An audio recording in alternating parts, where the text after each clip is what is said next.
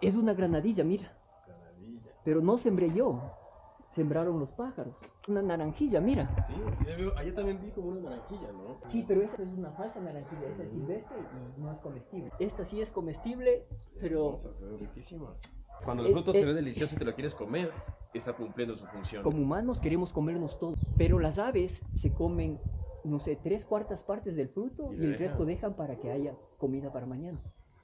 Porque ahí nace de nuevo.